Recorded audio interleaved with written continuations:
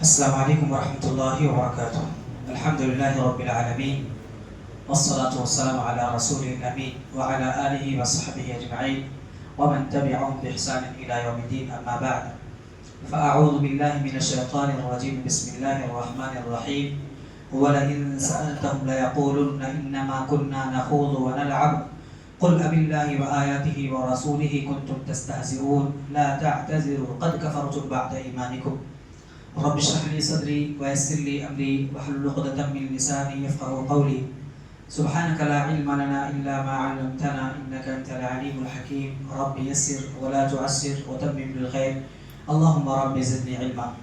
اللهم ارنا الحق حقا وارزقنا اتباعه وارنا الباطل باطلا وارزقنا اجتنابه اللهم آمين۔ محترم حاضرین اور معزز خواتین، اللہ رب العالمین کا فضل و کرم اور اس کا احسان ہے کہ اس نے ہمیں اپنے دین سے، اسلام سے سرفراز کیا اور ہمیں آخری نبی سید المرسلین امام الانبیاء محمد عربی صلی اللہ علیہ وسلم کی امت میں ہونے کا شرف بخشا۔ اللہ تبارک و تعالی ہمیں اس نعمت کی قدردانی، شکر گزاری اور اس نعمت کی حفاظت کی توفیق عطا فرمائے، آمین یا رب العالمین۔ جیسا کہ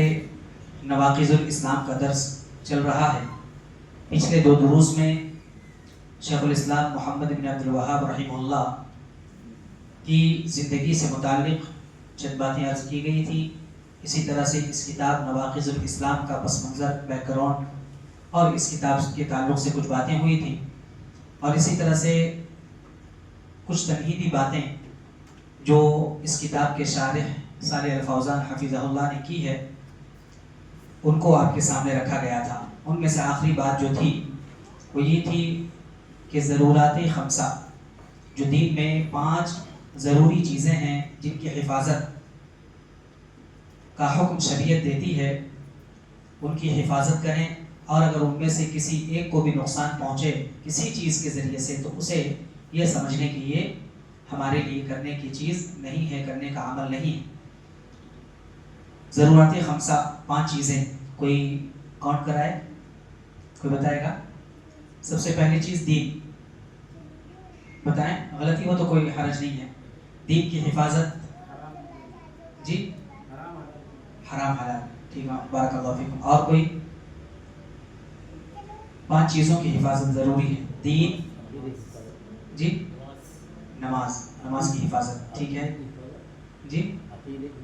عقیدے کی حفاظت، ماشاء اللہ بارک اللہ فیکم۔ اور ضرورات خمسہ کے نام سے جانے جاتے ہیں یہ 5۔ ہاں یہ ٹھیک ہے ماشاء اللہ، یہ اسلام کے ارکان ہیں، اسلام کے ارکان ہیں، ان کی بھی حفاظت ضروری ہے، لیکن ضرورات خمسہ 5 دین میں 5 چیزوں کی حفاظت کا شریعت حکم دیتی ہے۔ اس سلسلے میں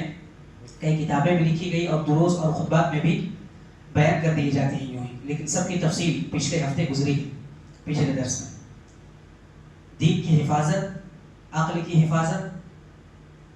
دوسری چیز بتا دیا، تیسری چیز جی بارک اللہ فیکم، صحت یعنی جسم کی حفاظت،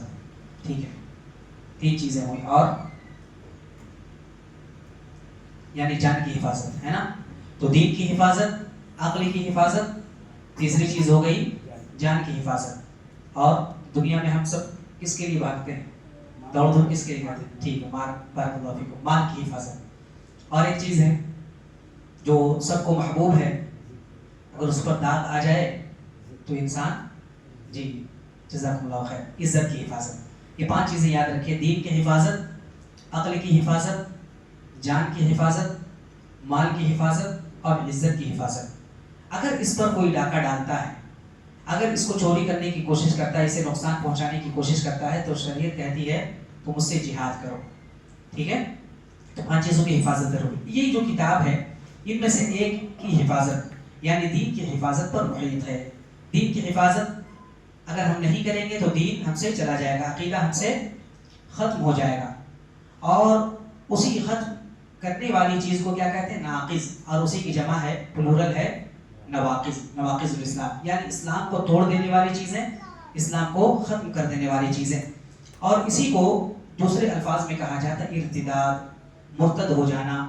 ردت عربی میں کہا جاتا ہے، یعنی ارتداد، اسلام سے پھر جانا. تو یہ اسلام سے پھر جانا، آخری جو بات ہو رہی تھی، کئی چیزوں کے ذریعے سے، کئی اعمال کے ذریعے سے دین سے پھر جانا ہوتا ہے.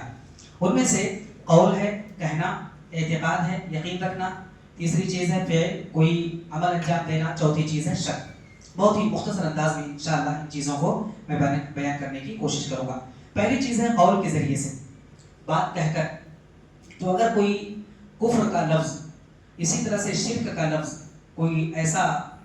کلمہ وہ ادا کرتا ہے جس سے شرک لازم آتا ہے یا کفر کرتا ہے، ٹھیک ہے، اور اگر اسے کسی نے مجبور بھی نہیں کیا ہے، مجبور بھی نہیں کیا ہے، تو اگر سنجیدگی سے سیریس ہو کر کہے یا یوں ہی مذاق میں اگر کہے، مذاق اڑانے کے انداز میں اسلام کو نہیں مانتا، اسلام کوئی چیز نہیں، اگر ایسا کہتا ہے مذاق میں بھی، تو پھر وہ شخص اسلام سے خارج ہو جاتا ہے. اسی کو کہا جاتا ہے ردت. اللہ سبحانہ وتعالیٰ نے کہا وَلَقَدْ قَالُوا كَلِمَةَ الْكُفْرِ وَكَفَرُوا بَعْدَ إِسْلَامِهِمْ، بے شک ان لوگوں نے کیا کیا ہے، اسلام لانے کے بعد پھر سے کفر کا کلمہ کہہ کر یہ کافر ہو گئے. اسی طرح سے کچھ لوگوں کے سلسلے میں اللہ سبحانہ وتعالیٰ نے فرمایا وَلَئِنْ سَأَلْتَهُمْ لَيَقُولُنَّ إِنَّمَا كُنَّا نَخُوضُ وَنَلْعَبُ، منافقین کے بارے میں، کہ اگر آپ ان سے سوال کریں گے کہ آپ نے ایسا کیوں کہا، ایسی باتیں کیوں کہتے ہیں، تو کہتے ہیں انما كنا نخوض ونلعب، ہم تو کھیل کود کر رہے تھے، ہنسی مذاق کر رہے تھے. تو اللہ سبحانہ وتعالیٰ نے کہا آپ ان سے کہیے اب اللہ و آیاتہ و رسولہ کنتم تستہزئون، کیا کھیل کود کرنے کے لیے، ہنسی مذاق کرنے کے لیے اللہ، اس کے رسول اور اللہ کی آیتیں ملی تھی. لا تعتذروا قد كفرتم بعد ایمانکم، اب عذر پیش مت کرو، بے شک تم لوگ کافر ہو چکے ہو ایمان لانے کے بعد. تو ایمان لانے کے بعد سبب کیا بتایا گیا کہ ان لوگوں نے کلمہ کفر ادا کیا تھا، کلمہ کفر ادا کیا تھا. اور اگر کوئی شخص مجبور ہو کر اگر کلمہ کفر ادا کرتا ہے تو کوئی حرج اس میں نہیں ہے، کوئی حرج اس میں نہیں ہے، الا یہ کہ انسان جان بوجھ کر کے کرے، جان بوجھ کر خاص سیریس ہو کر کرے یا اسی طرح سے مذاق میں کرے. اس کے سلسلے میں بھی مؤلف رحمہ اللہ نے بہت ساری باتیں بتلائی ہیں. اگر کوئی شخص مجبور ہو کر کسی کے دباؤ میں، پریشر میں آ کر کے اگر کوئی لفظ کفر ادا کرتا ہے تو وہ کافر نہیں ہوگا. اللہ سبحانہ وتعالیٰ نے فرمایا من کفر باللہ من بعد ایمانہ الا من اکرہ وقلبہ مطمئن بالایمان، کہ اگر کوئی شخص اللہ کے ساتھ ایمان لانے کے بعد کفر کرتا ہے، الا من اکرہ، مگر ایسا شخص کو معاف کر دیا جائے گا، وقلبہ مطمئن بالایمان، جس کو مجبور کیا جائے اور جس کا دل ایمان پر مطمئن ہے، جس کا دل ایمان پر مطمئن ہے. یہ حضرت عمار بن یاسر رضی اللہ عنہ کے بارے میں یہ نازل ہوئی، مفسرین نے کہا ہے جب عمار بن یاسر رضی اللہ عنہما کو مجبور کیا کفار نے کہ اللہ کے رسول صلی اللہ علیہ وسلم کے سلسلے میں نازلہ کلمات ادا کریں، چنانچہ وہ مجبور ہو کر وہ ادا کر دیتے ہیں. اس کے بعد اللہ کے رسول صلی اللہ علیہ وسلم کے دربار میں حاضر ہوتے ہیں اور کہتے ہیں کہ ایسا اور ایسا ہوا، میں نے ان سے صرف خلاصی حاصل کرنے کے لیے، چھٹکارا پانے کے لیے، نجات پانے کے لیے میں نے یہ کفریہ کلمہ ادا کر دیا ہے، لیکن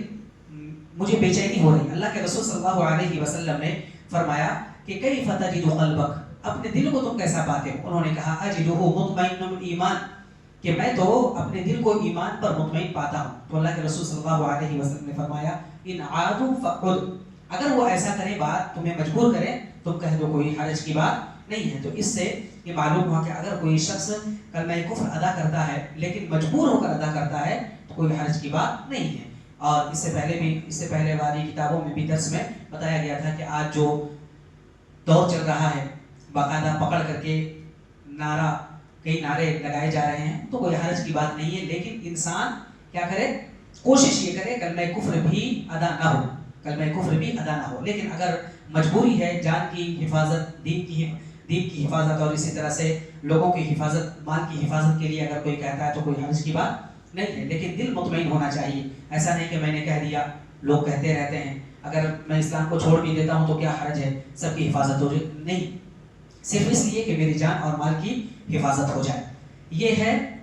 کلمہ کفر ادا کرنا، ٹھیک ہے، قول کے ذریعے سے. دوسری چیز ہے اعتقاد کے ذریعے سے. اگر کوئی شخص دل میں یہ اعتقاد رکھتا ہے، ایسا اعتقاد جس کے ذریعے سے اسلام کو نقصان پہنچے یا اسلام جس کے ذریعے سے ٹوٹ جائے، جیسے وہ کہے کہ نماز واجب نہیں، نماز اگر کوئی نہ پڑھے تو کوئی حرج نہیں ہے، ہمیں اس سے کوئی فائدہ نہیں ہوتا. اسی طرح سے نماز تو پڑھتا ہو لیکن وہ کہے، اعتقاد یہ رکھے نماز کی کوئی اہمیت ہے ہی نہیں، نماز پڑھتا ہو لیکن کہیں نماز کی کوئی قیمت نہیں ہے، بس ایسے ہی پڑھ لے رہے ہیں۔ اسی طرح سے زکوٰۃ زبردستی واجب کر دی گئی ہے، زکوٰۃ واجب نہیں ہے، یا اسی طرح سے زکوٰۃ دینے میں وہ کراہت محسوس کرے، اس کو مبغوض جانے، نفرت سمجھے، اسی طرح سے زکوٰۃ وصول کرنے والے کو، یا اسی طرح سے زکوٰۃ جن پر خرچ کیے جاتے ہیں کہ فالتو میں یہ لوگ نہ محنت کرتے ہیں نہ مشقت اٹھاتے ہیں اور ان کے اوپر زکوٰۃ کی رقم خرچ کی جا رہی ہے، یہ اسلام کا اچھا اصول نہیں ہے، نعوذ باللہ۔ اگر کوئی ایسا کہتا ہے، اگر اعتقاد رکھتا ہے، گرچہ وہ زکوٰۃ ادا کر رہا ہو، لاکھوں میں زکوٰۃ نکالتا ہو، لیکن اگر اعتقاد رکھتا ہے تو وہ شخص دائرۂ اسلام سے نکل جائے گا، جیسا کہ منافقین کرتے تھے، جیسا کہ وہ لوگ ان کا دل کیا تھا، اعتقاد کیا تھا، ایمان والا نہیں تھا، ان کا یقین نہیں تھا، جبکہ وہ لوگ نماز پڑھتے تھے، روزہ رکھتے تھے، زکوٰۃ ادا کرتے تھے، سب کچھ کرتے تھے، یہاں تک کہ وہ اللہ کے رسول صلی اللہ علیہ وسلم کے پاس آ کر کہتے تھے، جیسا کہ سورہ منافقون میں ہے، اذا جاء المنافقون قالوا نشهد انك لرسول اللہ، اگر کہتے اللہ تعالیٰ نے ذکر کیا کہ منافقین جب آپ کے پاس آتے ہیں تو کہتے انك لرسول اللہ، اللہ کی قسم آپ اللہ کے رسول ہیں، واللہ یشهد ان المنافقین لکاذبون، اللہ تعالیٰ گواہی دیتا ہے کہ یہ منافقون جھوٹے ہیں، تو وہ تاکید کے ساتھ قسم کھا کر کہتے تھے، اس کے باوجود اللہ سبحانہ وتعالیٰ ان کے دل کی بات ظاہر کر رہا، اللہ کے نبی صلی اللہ علیہ وسلم کے پاس اتخذوا ایمانہم جنہ، منافقون ہی کی آیت ہے کہ ان لوگوں نے قسم اس لیے کھائی ہے تاکہ یہ اپنے ایمان کو بچا لیں، اپنے آپ کو بچا لیں، جنہ کہا جاتا ہے ڈھال کو، اس طرح سے وارز ڈھال کے ذریعے سے، تلوار کی وار سے اپنی حفاظت کی جاتی ہے، گویا کہ یہ قسم کھا کر تاکید کے ساتھ کہہ کر اپنے ایمان کی یا اپنی حفاظت چاہتے ہیں کہ کوئی شک نہ کرے،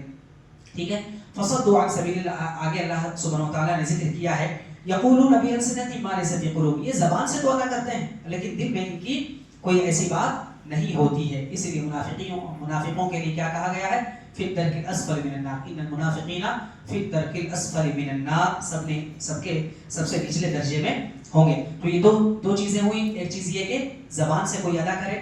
اور دوسری چیز دل میں، تیسری چیز ہے کوئی ایسا کام کرے جس کے ذریعے سے شرک لازم آتا ہو، کفر لازم آتا ہو، جیسا کہ کوئی غیر اللہ کے لیے ذبح کرے، تو ایسا شخص بھی دین اسلام سے خارج ہو جاتا ہے، کیونکہ اس نے غیر اللہ کی عبادت کی، کیونکہ ذبح یہ عبادت میں سے، کوئی اللہ سے جس طرح سے ڈرا جاتا ہے اس طرح سے کوئی ڈرے کسی اور سے تو وہ بھی لازم آتا ہے کہ وہ خارج ہو جائے گا۔ اسی طرح سے اگر کوئی شخص ایسی امید رکھتا ہے جیسا کہ اللہ تعالیٰ سے امید رکھنی چاہیے، کوئی شخص کسی سے ایسی دعا کرتا ہے، منت کرتا ہے جیسے اللہ تعالیٰ سے کرنی چاہیے، تو ایسا شخص بھی کافر ہو جائے گا،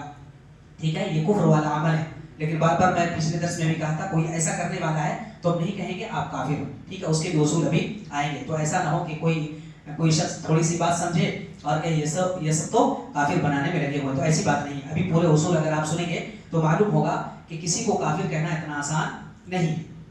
بہت مشکل ہے۔ اسی طرح سے کوئی اگر کسی بت کے سامنے سجدہ کرے، کسی جانور کے سامنے سجدہ کرے، کسی مخلوق کے سامنے سجدہ کرے تو سجدہ کرنے کی وجہ سے وہ شخص کافر ہو جائے گا، گرچہ وہ نماز پڑھے، روزہ رکھے، حج کرے، قرآن کی تلاوت کرے، سب کام کرے، اس کے باوجود ایسا شخص کافر ہوگا، ٹھیک ہے، لیکن بذات خود ایسا نہیں کہیں کہ جو شخص کرنے والا ہے اس کو ہم یہ کہیں کہ آپ کافر ہو، یہ کام کفر والا ہے، ایسا کرنے والا کافر ہے، لیکن کوئی کر رہا ہو تو ہم اس کو ڈائریکٹ نہیں کہیں گے آپ کافر ہو، کسی کا نام لے کر کے ہم نہیں کہیں گے، الا یہ کہ جس کا نام قرآن میں آیا ہے، جس کی طرف اللہ کے نبی صلی اللہ علیہ وسلم نے اشارہ کیا ہے۔ اسی طرح سے تیسری چیز ہو گئی، چوتھی چیز ہے اگر کوئی شک کرے، شک کے ذریعے سے بھی کافر ہو جاتا ہے، دائرۂ اسلام سے خارج ہو جاتا ہے، جیسا کہ مثال کے طور پر قرآن ہے، قرآن کے بارے میں شک کرے، پتہ نہیں یہ اللہ کا کلام ہے یا نہیں، نعوذ باللہ، یا اللہ کے نبی صلی اللہ علیہ وسلم کی حدیثوں کے بارے میں ہم شک کریں کہ اللہ کے نبی نے بیان کیا ہے نہیں کیا ہے، یا اللہ کے نبی نے بیان تو کیا ہے لیکن اپنی طرف سے ہو سکتا بیان کر دیا ہو، یا قرآن کی کسی ایک آیت کا انکار کر دیں، کسی ایک رسول کا انکار کر دیں، کسی رسول کی کسی ایسے فرمان کا انکار کر دیں جو قرآن میں ہے یا حدیث میں ہے، تو ایسا شخص بھی کافر ہو جاتا ہے۔ اسی طرح سے کوئی اگر ایسا کہے کہ شک کرے کہ پتہ نہیں قرآن میں تو حدیث میں تو دوبارہ اٹھایا جائے گا، حساب و کتاب ہوگا، لیکن پتہ نہیں اٹھایا جائے گا نہیں، ہو سکتا ہے یہی زندگی ہو، جی لو جو جینا ہے، بعد میں دیکھیں ایسا کوئی ہے نہیں، ہو سکتا ہے اٹھایا جائے، ہو سکتا نہ بھی اٹھایا جائے، یا اسی طرح سے کوئی شک کرے کہ پتہ نہیں جنت اور جہنم ہے یا نہیں، ہو سکتا ہے بہلانے پھسلانے کے لیے جنت کا نام لے لیا گیا ہے، ہو سکتا ہے حوروں کے بارے میں ایسے ہی بیان کر دیا گیا ہو، ہے نا، لالچ دینے کے لیے بعض لوگ کہتے ہیں۔ اسی طرح سے شک کرے کہ نہیں اللہ تعالیٰ اتنا رحیم و کریم ہے، جنت تو بنایا ہوگا اس نے، جنت نہیں بنائی ہے، جنت تو بنائی ہوگی، جہنم وہ نہیں بنایا، لیکن شک ہے پتہ نہیں بنایا، ہو سکتا نہیں بنایا ہو، کیونکہ اتنا رحیم و کریم جہنم میں کیسے کسی کو ڈالے گا؟ اگر ایسا ہے، شک کرتا ہے، تو ایسا شخص بھی دائرہ اسلام سے خارج ہو جاتا ہے۔ تو یہ 4 طرح کے اصول بیان کیے گئے۔ کفر اور شرک کیسے ہوتا ہے؟ اگر کوئی مجبور نہ کیا گیا ہو تو زبان سے کہہ کر۔ دوسری چیز ہے اعتقاد کر کے، کفر یا شرک کا اعتقاد رکھے۔ تیسری چیز ہے کفر یا شرک والا کوئی عمل کر کے۔ اور چوتھی چیز ہے دین میں یا رسول نے جو بھی لایا ہے، شریعت کی جو بھی چیزیں اس میں شک کر کے۔ تو یہ صالح الفوزان حفظ اللہ فرماتی تمام چیزوں کے سلسلے میں ہر ایک کو جاننا ضروری ہے، ہر ایک کو جاننا ضروری ہے۔ کیوں؟ تاکہ اپنے اسلام کی وہ حفاظت کرے، قول ہو، فعل ہو، اعتقاد ہو یا شک ہو۔ اگر ان چیزوں کے بارے میں ہم جانیں گے نہیں تو ہو سکتا ہے ہمارے کسی عمل کی وجہ سے، کسی کلمے کی وجہ سے، کسی بات کی وجہ سے ہم اسلام سے خارج ہو جائیں اور ہمیں معلوم بھی نہ ہو۔ اس سلسلے میں پھر آگے فرماتے ہیں، اس سلسلے میں 3 قسم کے لوگ پائے جاتے ہیں۔ وَالنَّاسُ فِي هَذِهِ النَّوَاقِضِ 3 أَقْسَامٍ، 2 ایسے ہیں جو ایک کنارے پر یہ ہیں، ایک کنارے پر یہ ہیں، یعنی 2 قسمیں گمراہ ہیں۔ کوئی بہت زیادہ غلو کرنے والا ہے، کوئی بالکل افراط تفریط کرنے والا ہے، سب کچھ چلے گا، کوئی کہنے والا ایک بھی کام نہیں چلے گا۔ مثال کے طور پر کچھ لوگ ایسے ہیں جو تکفیر کے سلسلے میں بہت غلو کرتے ہیں، لوگوں کو کافر بناتے پھرتے ہیں، کافر کافر کافر۔ آپ نے ایک مرتبہ بھی اگر جھوٹ بول دیا تو کافر، کیوں؟ کیونکہ آپ نے کبیرہ گناہ کا ارتکاب کیا ہے، ٹھیک ہے؟ ایسے لوگوں نے نبی کریم صلی اللہ علیہ وسلم کے عہد میں بھی خروج کیا تھا، خلفائے راشدین کے بھی ادوار میں خروج کیا تھا، بعد کے ادوار میں بھی خروج کیا تھا۔ خروج کا مطلب یہ ہے کہ دار اسلام سے نکل گئے تھے، اور اس کے بہت سارے عقائد ہیں۔ ان میں سے ایک خوارج فرقہ ہے، ٹھیک ہے؟ خوارج فرقہ، خوارج کیا کہتے ہیں؟ 3 چیزیں ان کے سامنے ہیں۔ ایک یہ کہ کبیرہ گناہ کرنے والا، کبیرہ گناہ کرنے والا، شرک نہیں، کفر نہیں، کبیرہ گناہ بھی اگر کوئی شخص کرتا ہے تو وہ شخص کافر ہو جاتا ہے۔ جیسا کہ ابھی میں نے بتایا، اگر کسی نے جھوٹ کہہ دیا کافر، کسی نے زنا کیا کافر، کسی نے چوری کر لی کافر، ایک مرتبہ کسی نے اگر چوری کر لی وہ کافر ہو گیا۔ دوسری چیز ہے یہ لوگ جو اولیاء ہیں، اولیاء الامور ہیں، یا اسی طرح سے کہہ لیجیے حکماء ہیں، حکمران ہیں، خلفاء ہیں، ان کے سلسلے میں خروج کا یہ فتویٰ دیتے ہیں، کیونکہ یہ لوگ کسی قانون کو مانتے ہیں نا، اللہ اور اس کے رسول کے علاوہ، قرآن کے علاوہ کوئی قانون نہیں چلے گا۔ اگر کسی نے کسی قانون پر اگر عمل کر لیا تو گویا کہ وہ کافر ہو گیا، ٹھیک ہے؟ کیونکہ اس نے اپنے قانون کو بنایا ہے، لہٰذا یہاں کے جتنے لوگ ہیں ان کے حساب سے سب کافر ہیں۔ اسی طرح سے اسلامی ممالک جتنے ہیں سب عوام بھی کافر اور سارے حکماء بھی کافر۔ یہ خوارج کا عقیدہ ہے جو آگے بھی انشاءاللہ پڑھیں گے۔ اسی طرح سے تیسری چیز ہے، ایسے تمام مسلمان جو اپنے آپ کو مسلمان کہتے ہیں لیکن ان چیزوں کو انجام دیتے ہیں، ایسے لوگوں کا خون بہانا حرام ہے، حلال ہے، ٹھیک ہے؟ ایسے لوگوں کا خون بہانا، ایسے لوگوں کو قتل کرنا بالکل حلال ہے، کوئی حرج کی بات نہیں۔ یہ لوگ کیا کرتے ہیں؟ یہ لوگ ایک چیز کو لیتے ہیں، ایک نص کو لیتے ہیں، جیسا قرآن نے کہا ہے کہ بعض چیزوں کو کہا ہے کہ اس سے کافر ہو جاتا ہے انسان، اس سے کافر ہو جاتا ہے، ٹھیک ہے؟ مثال کے طور پر کہا وَمَن لَمْ يَحْكُمْ بِمَا أَنزَلَ اللَّهُ فَأُولَٰئِكَ هُمُ الْكَافِرُونَ۔ قرآن کی آیت ہے کہ جو شخص اللہ کے حکم کے علاوہ کسی بات پر فیصلہ کرتا ہے وہ شخص کافر ہے، تو اس کو لے لیا انہوں نے کافر۔ لیکن اس سے پہلے والی آیت ہے اس کو لے لیا وَمَن لَمْ يَحْكُمْ بِمَا أَنزَلَ اللَّهُ فَأُولَٰئِكَ هُمُ الْفَاسِقُونَ، فَأُولَٰئِكَ هُمُ الظَّالِمُونَ بھی ہے، لیکن ایک رس کو لیتے ہیں، دوسرے رس کو چھوڑ دیتے ہیں۔ لہٰذا ان لوگوں نے ظاہری کو دیکھا ہے اور باقی کو نہیں دیکھا۔ اسی طرح سے حدیثوں میں بھی سباب المؤمن فسوق وقتالہ کفر، کسی کو قتل کرنا یہ کیا ہے؟ کفر ہے، کسی کو قتل کرنا کفر ہے۔ ان لوگوں نے کفر کا لفظ لے لیا اور کہا کہ کافر ہے۔ جھوٹ بولنا کیا ہے؟ منافق کی علامت ہے نا، کہا منافق کی علامت، تو منافق کافر ہے، لہٰذا مسلمان اگر جھوٹ بولے تو کافر ہے۔ لہٰذا قرآن کریم میں حدیث میں جو کافر کا لفظ، کفر کا لفظ، شرک کا لفظ کہا گیا ہے، 2 چیزوں کے لیے کہا گیا، کفر اصغر، کفر اکبر، شرک اصغر، شرک اکبر۔ ان لوگوں نے کوئی فرق نہیں کیا، کہا کہ سب ایک ہے، سب کو ایک ہی لاٹھی سے ان لوگوں نے ہانکا ہے۔ لہٰذا یہ کہتے ہیں کوئی بھی شرک والا کام کرے، کفر والا کام کرے، ہم فرق نہیں کریں گے، سب کو ملت سے خارج کر دیں گے۔ جبکہ ہمارے پاس کیا ہے؟ شرک اکبر ملت سے خارج کر دیتا ہے، شرک اصغر ملت سے خارج نہیں کرتا۔ کفر اکبر، اسلام سے کفر اکبر کرنے والا ملت سے، اسلام سے خارج ہو جاتا ہے، جبکہ کفر اصغر کرنے والا اسلام سے خارج نہیں ہوتا۔ تو یہ خوارج ہے جن لوگوں کے بارے میں جن لوگوں کے پاس کوئی فرق نہیں ہے اس سلسلے میں۔ اور آج بھی ایسے نوجوان، صالح الفوزان حفظ اللہ فرماتے ہیں، آج بھی ایسے بہت سارے نوجوان پائے جاتے ہیں جو ایک ایک گناہ کے عوض میں، ایک ایک گناہ کی وجہ سے لوگوں کو کافر قرار دے رہے ہیں۔ دوسرا غلو کرنے والا فرقہ ہے مرجیہ۔ یہ کیا کہتے ہیں؟ ایمان اگر آپ نے لے آیا ہے، اسلام قبول کر لیا ہے، اب جو بھی کرو کچھ بھی ہونے والا نہیں، ٹھیک ہے، کچھ بھی ہونا ہے، آپ اسلام کے اندر داخل ہو گئے، لہٰذا عمل اسلام کے اندر داخل نہیں، ایمان عمل ایمان میں داخل نہیں، آپ ایمان لانے کے بعد کچھ بھی کرو، جھوٹ بولو، چوری کرو، کچھ بھی کرو، سب کا ایمان برابر، ہمارا ایمان، فرشتوں کا ایمان، رسولوں کا ایمان، خلفاء کا ایمان سب برابر ہے، لہٰذا ان کا عقیدہ ہے اور ان کا باقاعدہ ان کو وہ کہتے ہیں لا یضر مع الایمان معصیہ ولا ينفع مع الکفر طاعہ، کہ اسلام ایمان لانے کے بعد کوئی بھی معصیت ہو آپ کو کوئی نقصان نہیں پہنچائے گا، اور اسی طرح سے اگر کفر کرنے کے بعد کوئی طاعت نفع نہیں پہنچائے گی، اس طرح سے یہ لوگ کہتے ہیں، لہٰذا ان لوگوں نے کیا کیا، قرآن کی جو آیتیں ہیں، اللہ کی رحمت والی آیت، اللہ کی نعمتوں والی آیت، اللہ کی مغفرت والی آیتوں کو لے لیا، اللہ تعالیٰ غفور الرحیم ہے، اللہ تعالیٰ بخشنے والا ہے، ان چیزوں کو لے لیا ہے، لہٰذا ان لوگوں نے کہا کچھ بھی کر لو آپ ایمان پر، آپ کی ایمان پر کچھ بھی اثر نہیں ہوگا۔ تیسرا طرف ہے اور یہ آخری ہے، وہ یہ ہے، تیسرا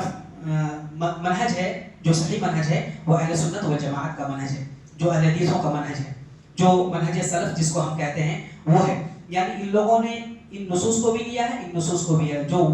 وعدے والی ہیں، جو دھمکیاں دینے والی آیتیں ہیں ان کو بھی لیا ہے، جو اللہ کی مغفرت اور اسی طرح سے اللہ کی رحمت والی آیتیں ہیں ان کو بھی لیا ہے، اسی لیے انہوں نے کفر کو دو چیزوں میں تقسیم کیا ہے، کفر اکبر، کفر اصغر، ٹھیک ہے، اسی طرح سے شرک کو بھی کیا ہے کہ شرک اصغر، شرک اکبر، ایسا شرک جو اسلام سے خارج کر دینے والا ہے، اور شرک اصغر جو بڑے بڑے گناہ ہیں، بڑے بڑے گناہ جن کی طرف اللہ کے نبی صلی اللہ علیہ وسلم نے اشارہ کیا، ایسے گناہ کی وجہ سے کوئی شخص اسلام سے خارج نہیں ہوتا، لہٰذا ان اصولوں کو دیکھ کر کے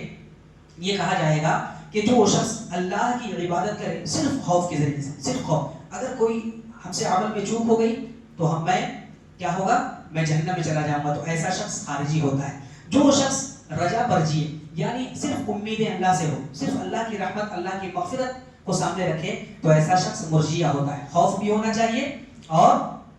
ڈر بھی ہونا چاہیے، دونوں کے درمیان جو جیے وہ شخص ہے متقی، اور وہی شخص سنی ہے، وہی شخص موحد ہے، وہی شخص توحید والا ہے، وہی منہج سلف والا ہے، ٹھیک ہے، اس سلسلے میں یہ باتیں بتائی گئی ہیں۔ پھر اس کے بعد آخر میں یہ بات کہتے ہیں کہ یہ جو نواقض ہے، جو اسلام سے خارج کرنے والی چیزیں ہیں، ان چیزوں کو جاننا بہت ہی ضروری ہے، بہت ہی ضروری ہے، تاکہ متشابہ والی آیتوں سے بچا جائے،